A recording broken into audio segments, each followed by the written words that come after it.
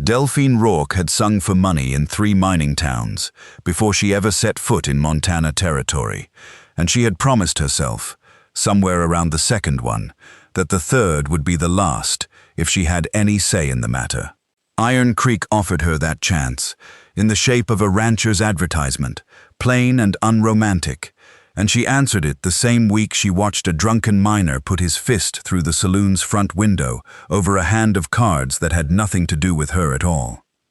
She was tired of being close enough to violence to smell the whiskey on it, without ever once causing any of it herself.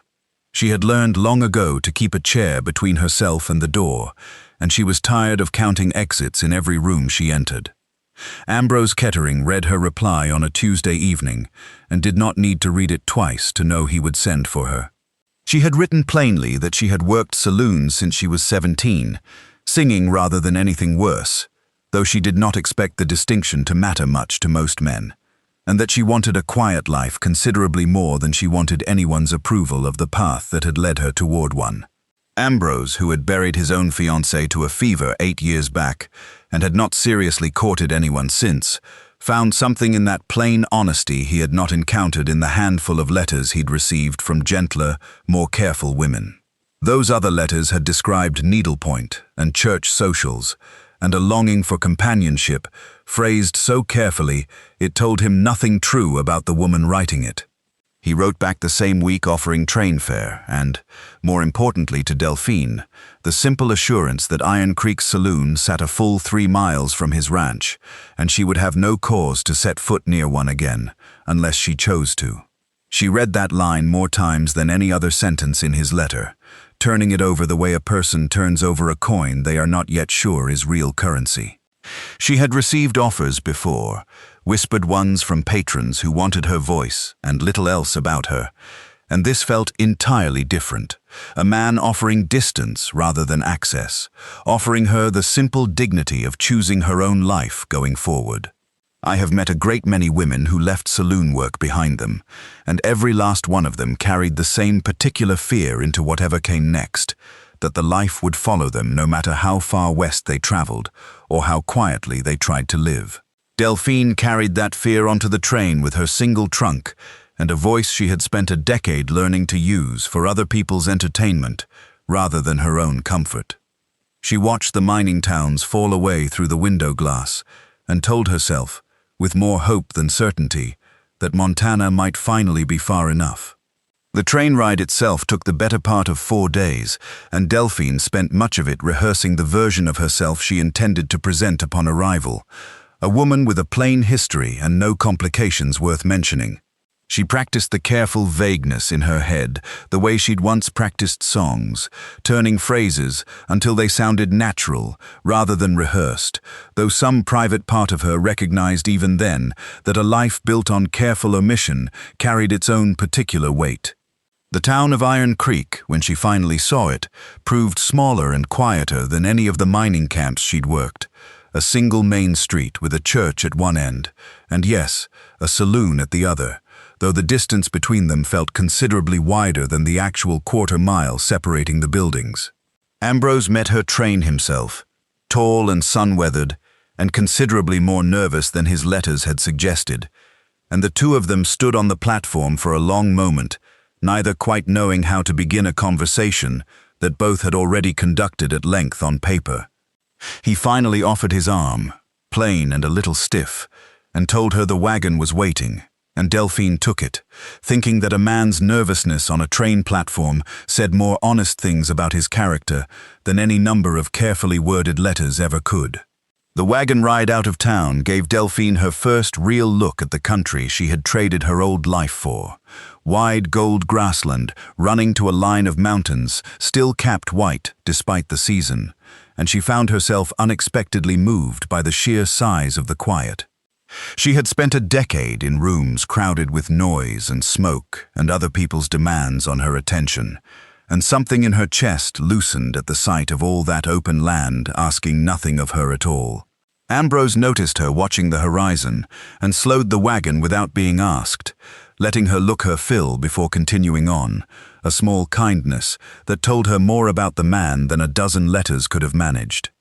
She decided, somewhere on that road, that she would work as hard as any hand on his ranch to deserve the quiet he was offering her, and she meant it with the same determination she had once brought to holding a rowdy Saturday crowd through a long night's set.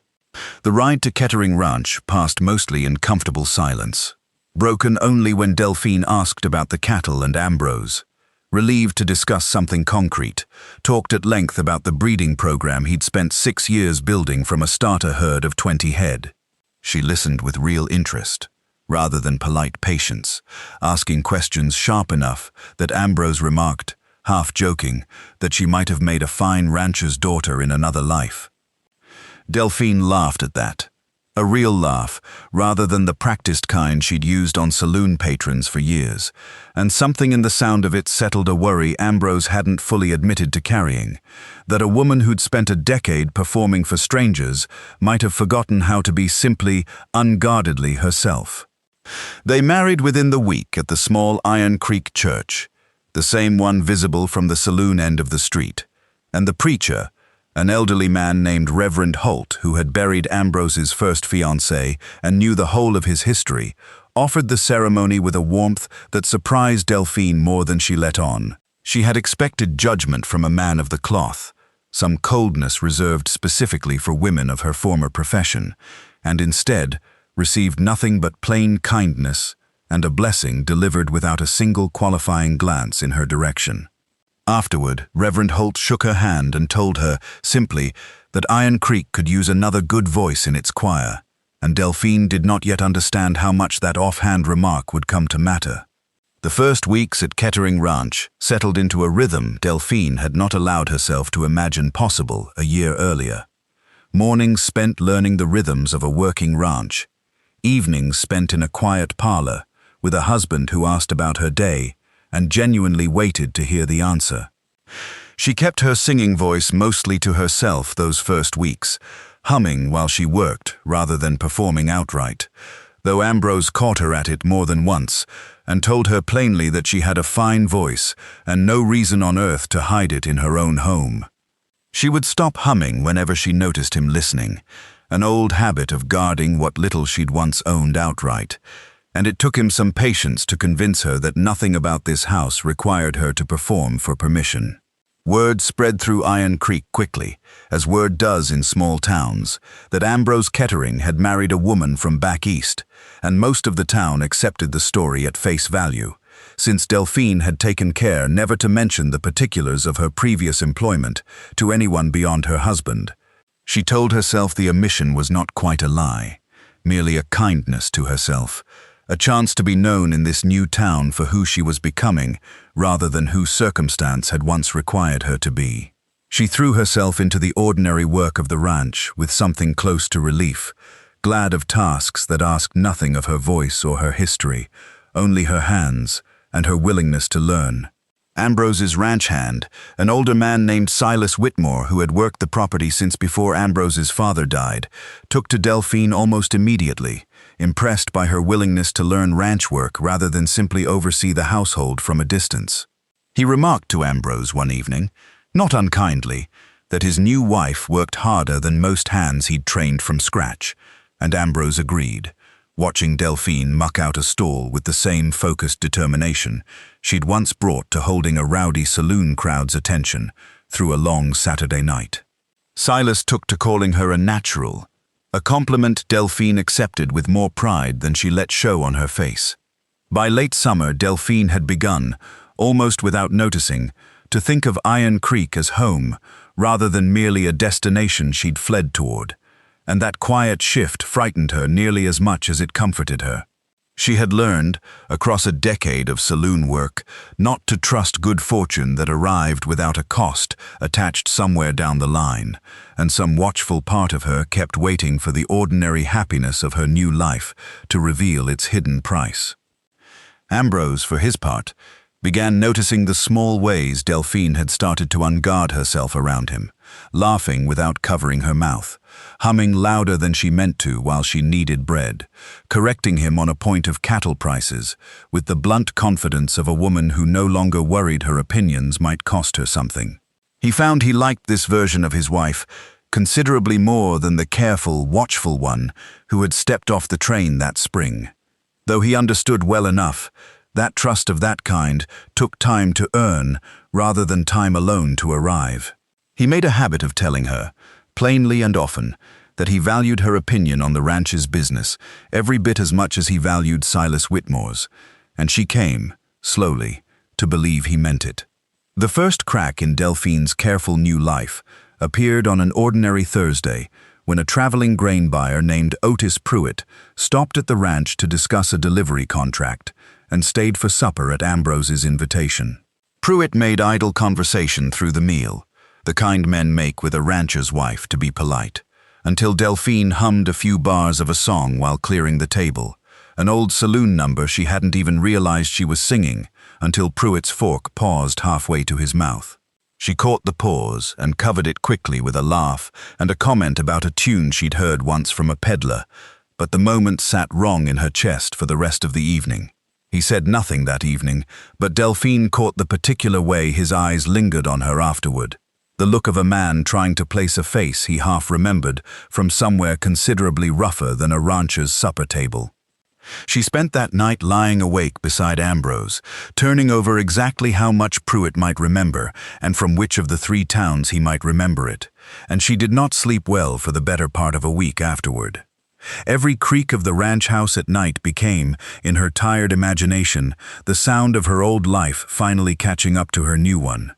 The second crack came from Ambrose's own aunt, a formidable woman named Cornelia Fitch, who visited from Helena and studied Delphine with the sharp, assessing eye of a woman who had outlived 2 husbands and trusted very little at face value.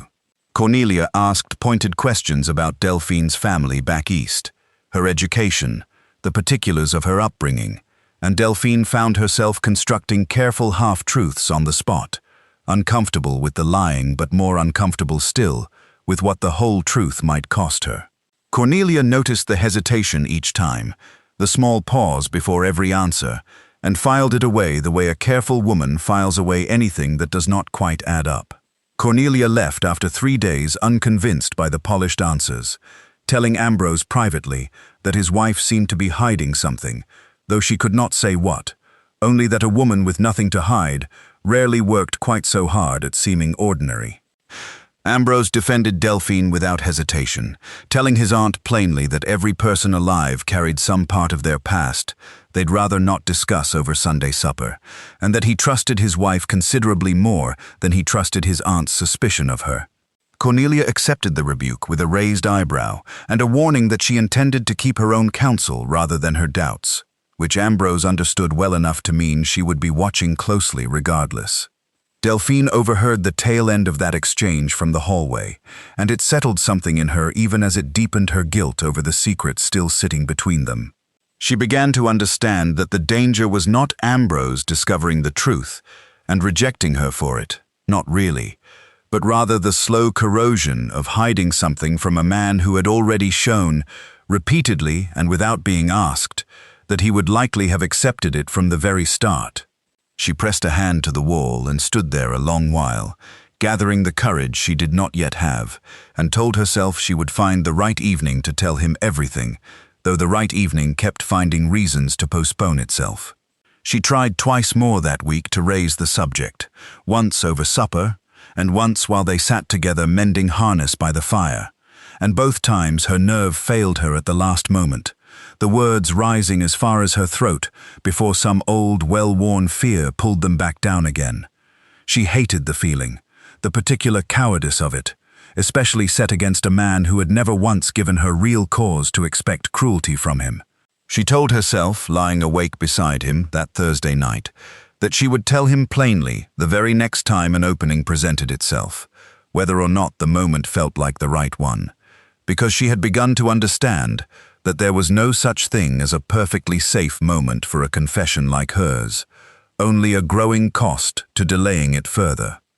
Otis Pruitt returned to Iron Creek 3 weeks later, this time to the saloon rather than the ranch, and he mentioned to the bartender, in the idle way men gossip over whiskey, that Ambrose Kettering's new wife bore a striking resemblance to a singer he'd once seen perform in a mining camp 200 miles east.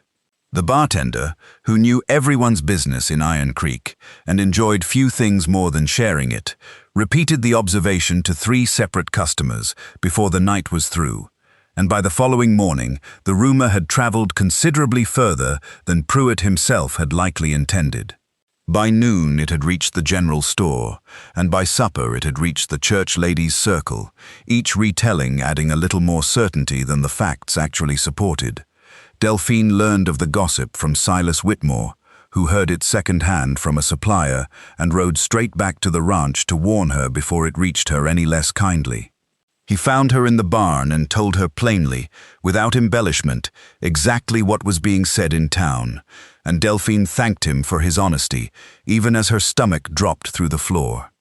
She sat with the news at the kitchen table for a long while after Silas left, understanding that the choice she'd been avoiding for weeks had just been made for her by circumstances entirely outside her control.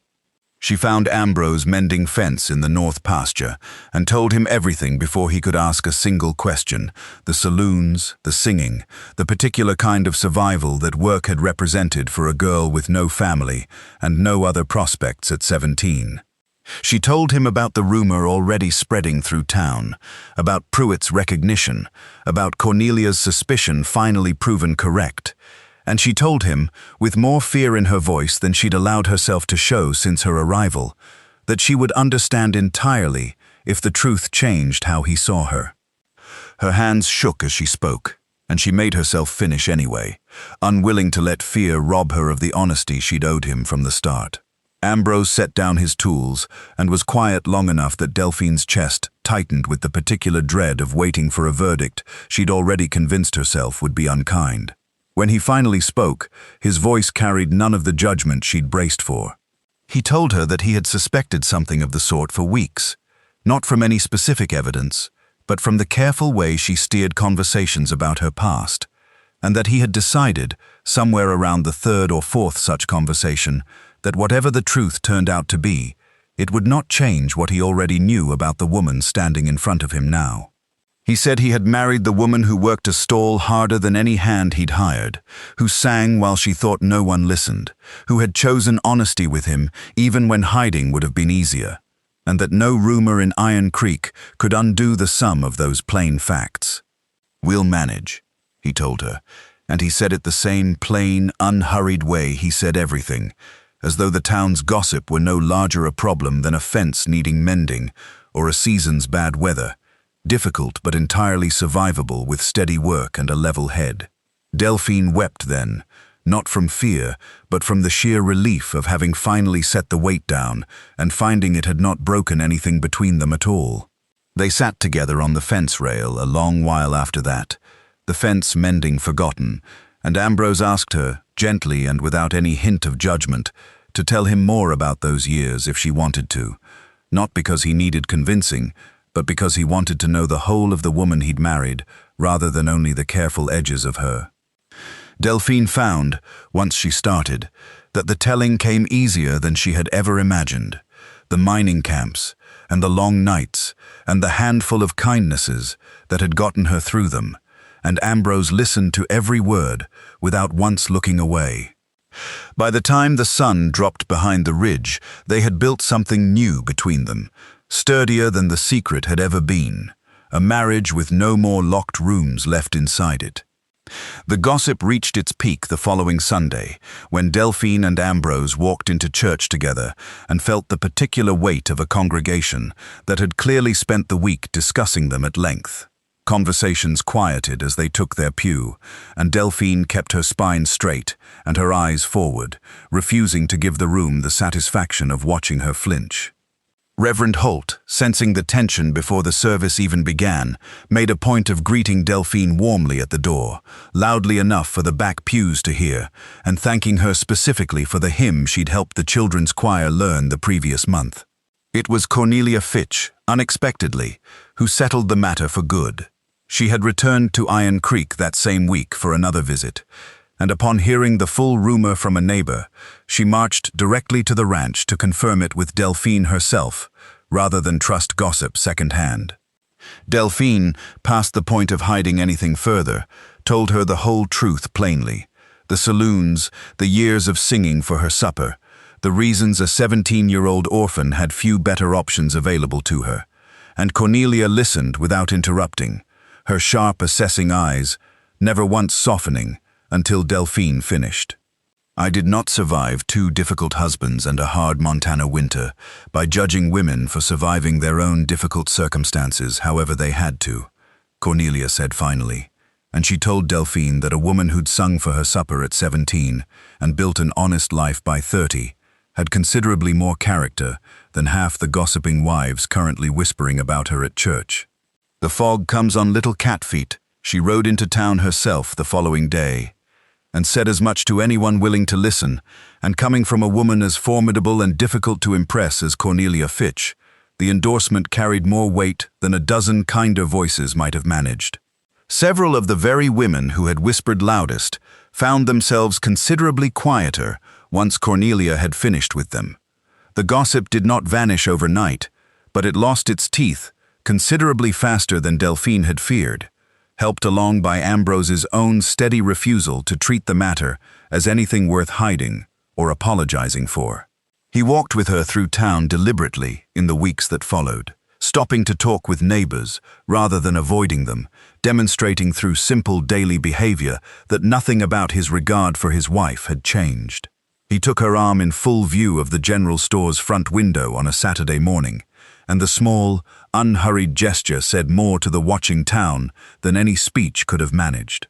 Otis Pruitt, passing back through Iron Creek that autumn on ordinary business, found himself on the receiving end of a very direct conversation with Ambrose Kettering about the difference between idle gossip and a man's actual character, delivered calmly but firmly enough that Pruitt left the territory without incident, and, as far as anyone in Iron Creek ever heard, without repeating the story again. Silas Whitmore, watching the exchange from a respectful distance, told Delphine afterward that he had never seen Ambrose speak so plainly to another man, and that it had done his own heart good to witness it. By the time the first snow fell on Iron Creek that year, the rumor had settled into something closer to town legend than active gossip, retold now and then with a note of admiration for how plainly the Ketterings had weathered it, rather than the old cruelty it had once carried. Even the women who had whispered loudest that autumn took to greeting Delphine warmly at the general store, some out of genuine change of heart, and others simply because Cornelia Fitch's continued favor made any other posture socially unwise.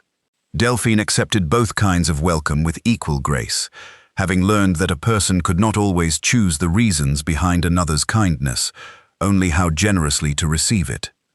Winter settled over Iron Creek with the particular hush that Montana winters carried, and Delphine found herself, for the first time in her adult life, singing purely because she wanted to, rather than because anyone was paying to hear it. She led the church choir that Christmas, at Reverend Holt's insistence, and the congregation that had spent an autumn whispering about her past, spent that December applauding her voice without a trace of the old suspicion in their faces.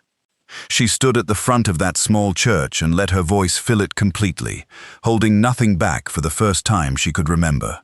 Cornelia Fitch became, unexpectedly, one of Delphine's closest allies in the territory, visiting more frequently than either of them had anticipated and bringing news from Helena along with her characteristic bluntness. She told Delphine once, watching her direct the ranch hands through a difficult carving season with the same commanding presence she'd once used to hold a saloon crowd's attention,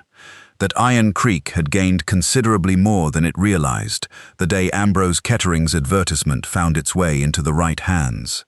Delphine had learned, by then, to accept such compliments from Cornelia without flinching, understanding that the older woman gave them rarely and meant them entirely. Ambrose himself never once brought up her past as anything but an ordinary fact of the woman he'd married, the way another man might mention his wife had grown up on a farm or in a city rather than a mining camp saloon.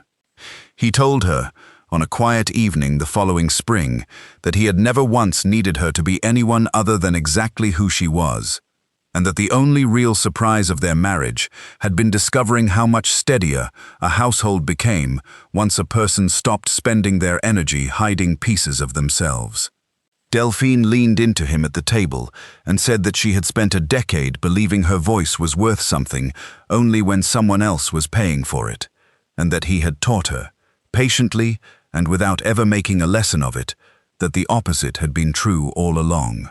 Delphine wrote a letter that sprang to a young singer still working the mining camp saloons, a girl she'd known briefly years before and lost touch with since, describing the life she'd built in Iron Creek, not as an escape from what she'd been, but as proof that a woman's past need not dictate the whole shape of her future.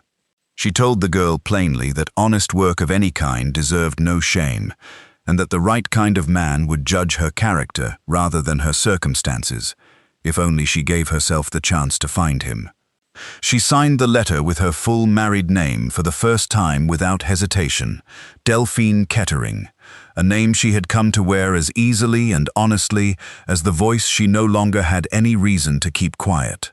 Ambrose found her sealing the letter at the kitchen table that evening and asked, with the easy curiosity that had become one of her favorite things about him, who she was writing to, and Delphine told him plainly, without a trace of the old flinch that once accompanied any mention of her past.